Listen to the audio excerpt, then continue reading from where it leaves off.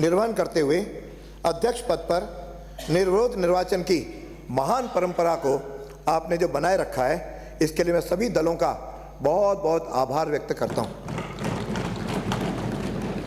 जिस तरह से आज प्रस्तावक और अनुमोदक माननीय मुख्यमंत्री महोदय, माननीय पूर्व मुख्यमंत्री महोदय, माननीय पूर्व अशोक जी गहलोत, सचिन जी पायलट, श्री गोविंद सिंह जी डोटासरा, श्रीमान हनुमान जी बेनीवाल, श्रीमान सुभाष जी गर्ग, माननीय सुश्री दिया कुमारी जी और राजकुमार जी रोत और बाकी सदस्यों ने जिस प्रकार से अपनी भावनाएं प्रकट की और उन्होंने प्रस्ताव भी किया और साथ में अनुमोदन भी किया, इन सब का मैं बहुत बहुत अभिनंदन करता हूं।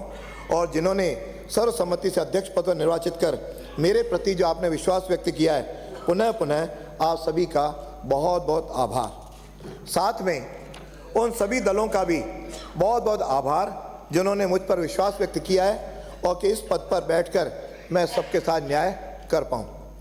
राजस्थान की आन बान शान, महाराणा प्रताप के शौर्य, पन्ना धाय के बलिदान, मीरा की भक्ति, वीर तेजा जी की वचनबद्धता, महाराज देवनारायण जी की तपस्या स्थली, सालासर बालाजी और बाबा श्याम जी की पावन धरा एवं भगवान झूलेलाल की इस धरा की जनता का प्रतिनिधित्व करने वाले आप सभी विद्वज्जनों को प्रणाम करता हूँ।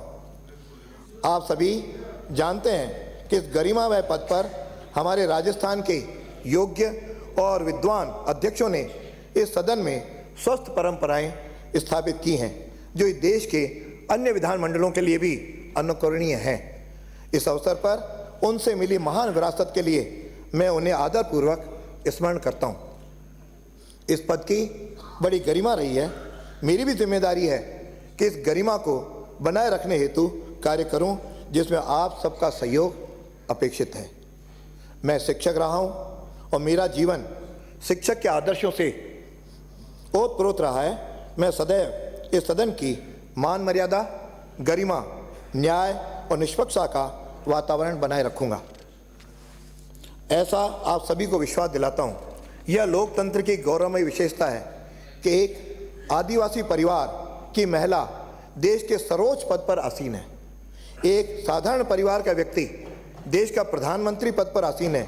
एक किसान का बेटा आज राजस्थान का मुख्यमंत्री निर्वाचित हुआ है और विभाजन से पीड़ित परिवार का एक सदस्य आज राज्य की विधानसभा अध्यक्ष के पद को आसीन हुआ है। यह मेरे राजनीतिक सफर की विशिष्ट उपलब्धि है। वहीं दूसरी ओर मेरे लिए गौरव और संतोष का विषय भी है, आप सभी ने मुझे इस पद के योग्य माना। मैं आप सभी का प्रति कृतज्ञ हूँ। माननीय सदस्यगण, लोकतांत्रिक शासन व्यवस्था में एक उक्ति है, party in power must have its way and party in opposition must have to say. यानी जो आज सत्ता पक्ष में है उनको अपनी सरकार चलाने और निर्णय करने का तथा विपक्ष का काम उसमें अपनी बात कह करके उनका ध्यान आकर्षित करना है। माननीय सदस्यगण, मैं इस अवसर पर पीली विधानसभा के खट्टे मीठे प्रकरणों पर कोई टिप्पणी नहीं करना चाहता। मेरा मानना है कि experience is the best teacher. अनुभव सबसे बड़ी शिक्षा है। हम पिछले अनुभवों से शिक्षा लेकर इस सदन के संचालन अच्छे और सुचारू रूप से करें, यह हम सबके ध्यान में रखने योग्य बात है। यह नई सदी का विकसित भारत है। यह डिजिटल भारत है।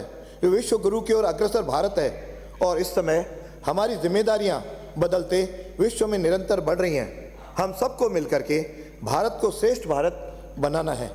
इसमें राजस्थान को भी कदम से कदम मिलाकर सहभागी बनना है। यह विधानसभा भी डिजिटल बने, इस ओर कई कदम और उठाने होंगे। सदन की अधिक बैठकें हों, सार्थक बहस हो, इसका हम सब मिलकर प्रयास करेंगे, जिससे हम राज्य की 7 करोड़ जनता का जीवन स्तर ऊंचा कर सकें, अच्छी शिक्षा और चिकित्सा उपलब्ध करा सकें, साथ ही वंचित लोगों को आधारभूत सुविधाएं उपलब्ध करा सकें। इसके लिए संपूर्ण मनोयोग से बड़े विजन के साथ हम सबको कार्य करना होगा, ऐसी मेरी अपेक्षा है। माननीय सदस्यगण, आप सभी से मेरा निवेदन है कि अध्ययन की आदत डालें, इससे ज्ञान बढ़ेगा। हम सदन की कार्रवाई में अच्छा योगदान कर सकेंगे। इसके लिए विधानसभा का बड़ा स्मृत पुस्तकालय अनेक पुस्तकों के साथ आपके स्वागत के लिए तैयार है। Knowledge is a vast sea shore and individual standing on its bank are only culling bubbles. इस सिद्धांत को मानकर हम अध्ययन करेंगे तो जीवन में बहुत कुछ सीख सकेंगे और आगे बढ़ सकेंगे। हमारे जो नए साथी हैं, सदन में माननीय सदस्य के बतौर चुनकर के आए हैं। अभी काफ़ी सदस्य जिक्र कर रहे थे, हम नए हैं, आप उसका ध्यान रखें। मैं उनसे भी आग्रह करता हूँ कि आपका ध्यान आकर्षित कर रहा हूँ कि नियम 269 को ज़रूर पढ़ें। जब तक हम नहीं पढ़ेंगे तब तक वो सदन में किस तरह की चर्चा कर रहे हैं इसमें बाधा उत्पन्न होगी। यह 269 को हमारे पुराने साथियों से भी निवेदन करूँगा कि वे भी पढ़ लें, रिफ्रेश हो लें और नए साथियों के सामने एक आदर्श प्रस्तुत करें। सदन का वातावरण अच्छा रहेगा, हम कुछ अच्छी भूमिका सब लोग मिल करके निभा सकेंगे। मेरा सभी से आग्रह है, सदन में हमारी उपस्थिति, जिसमें कई बार लगता है कि थोड़े के बाद 0 ओवर के बाद हाउस जो है कई बार बहुत कम उपस्थिति रह जाती है। मेरा आप सबसे निवेदन है कि सदन में हम 100% रहें और सदन में अधिकतम समय बैठें। उससे हम कार्रवाई में सकारात्मक भूमिका निभा सकेंगे और सीख भी सकेंगे। और जब जनता ने हमको इसके लिए चुना है तो कुल मिलाकर के जितनी बैठकें होती हैं उस समय तो कम से कम हम सदन में आएंगे, बैठेंगे, अपनी भूमिका निभाएंगे। क्यों अब तक का जो रहा है उसमें निश्चित रूप से सदन जितने दिन चलता है, सबने कहा कि हम इसको अधिक चलाएं। मेरा भी प्रयास रहेगा कि सदन अधिक दिन चले। इसके लिए निश्चित रूप से हम दोनों आप पक्षों से सहयोग लेकर के इसको अधिक दिन चलाने का प्रयास करेंगे और साथ में सदन के अंदर सार्थक बहस हो उसकी भी अपन प्रयास करेंगे। माननीय सदस्यगण, सदन की बहुत सारी कमेटियां भी बनती हैं। सभी सदस्य किसी न किसी कमेटी के सदस्य होते हैं। इन कमेटियों को हम सभी को प्रभावी बनाना है ताकि सार्थक ढंग से हम कार्य कर सकें तथा इन कमेटियों की उपादेयता भी बढ़े। मैं आशा करता हूं कि हम मिलकर नियम और कानून का पालन करेंगे और संसदीय परंपराओं को मजबूत बनाने का भी काम करेंगे। मैं आशा करता हूं कि आप मेरी भावनाओं को समझेंगे।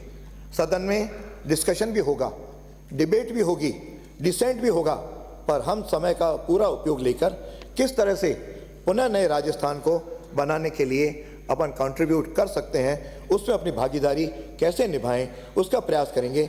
ऐसे में आप सबसे अपेक्षा करता हूं। मैं आपको विश्वास दिलाता हूं कि चाहे नए सदस्य हों, चाहे छोटे दल के सदस्य हों, चाहे सत्ता पक्ष हो या विपक्ष हो, इस पद की गरिमा को बनाए रखने के लिए आपको पूर्णतया आश्वस्त करता हूं।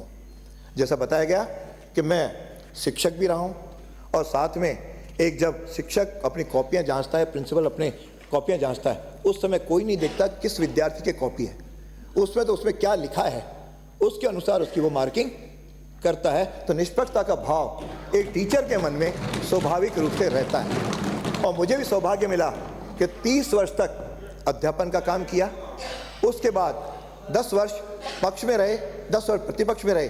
तो जो कुछ आवश्यक बातें हैं मुझे ध्यान में है और आपने जो भावनाएं व्यक्त की उसको भी मैंने ध्यान से सुना है। आपको विश्वास दिलाता हूँ उन सारी भावनाओं को निश्चित रूप से पूरी तरह प्रयास करेंगे कि सबके साथ मिल करके उसको पूरा करें। लेकिन एक बात जो मैं आपके ध्यान में लाना चाह रहा हूँ, हम सबको सदन के नियमों, मर्यादाओं और परंपराओं का भी पालन करना होगा। कई बार जैसे अभी एक सदस्य ने, माननीय सदस्य ने कहा कि आप कहते हैं बैठ जाओ, हमें प्रश्नकाल होता है, प्रश्नकाल में कई प्रश्नों के उत्तर आपके हर एक की अपेक्षा रहेगी हमारे आएँ, तो उसको किस प्रकार से करें, बैठेंगे अपन, बातचीत भी करेंगे, आपके सुझावों पे भी विचार करूंगा।